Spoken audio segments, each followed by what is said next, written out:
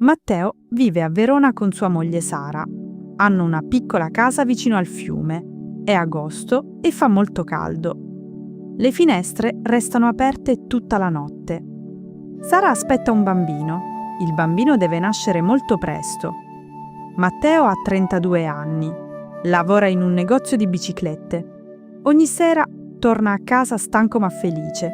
Sara ha una grande pancia adesso. Cammina piano per la casa. «Sono pronta», dice, ma anche un po' spaventata. Matteo prende la sua mano. «Anch'io ho paura», risponde piano. Non sa se sarà un buon padre. La sera preparano la stanza del bambino. Hanno dipinto le pareti di giallo chiaro. Vicino alla finestra c'è un piccolo letto. Sara ha comprato vestiti minuscoli. Matteo guarda le scarpine e sorride. «Sono così piccole», dice. Sotto il letto c'è una valigia pronta. Dentro ci sono i vestiti per l'ospedale. Ogni notte Matteo controlla la valigia. Ha paura di dimenticare qualcosa. «Va tutto bene», ride Sara. «Hai controllato 10 volte». Ma Matteo non riesce a dormire tranquillo. Una notte Sara si sveglia all'improvviso. «Matteo», dice, «credo che sia il momento». Matteo apre gli occhi subito. Il cuore gli batte forte. Prende la valigia e le chiavi della macchina. Fuori la notte è calda e silenziosa. Le strade di Verona sono vuote. Guidano verso l'ospedale senza parlare. Sara respira piano e tiene la mano di Matteo. All'ospedale un'infermiera li accoglie. «State tranquilli», dice con un sorriso. Matteo aspetta in un corridoio bianco. Le ore passano lente. Beve un caffè cattivo dalla macchinetta. Cammina avanti e indietro senza fermarsi. Pensa a suo padre, lontano. Vuole chiamarlo, ma è troppo presto. Alle 5 del mattino sente un pianto. Un pianto piccolo, forte, nuovo.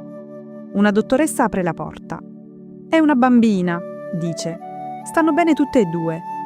Matteo entra nella stanza piano piano. Sara tiene in braccio la bambina. È rossa, piccola con pochi capelli scuri. Matteo non riesce a parlare. Gli occhi si riempiono di lacrime. «Ciao», dice piano alla bambina. Prende la piccola mano tra le dita. La mano stringe forte il suo dito. In quel momento tutta la paura sparisce. «Come la chiamiamo?» chiede Sara. «Aurora», risponde Matteo, «perché è nata all'alba». Fuori il sole sale sopra la città. La luce entra nella stanza. Matteo guarda sua moglie e sua figlia. Adesso sono una famiglia.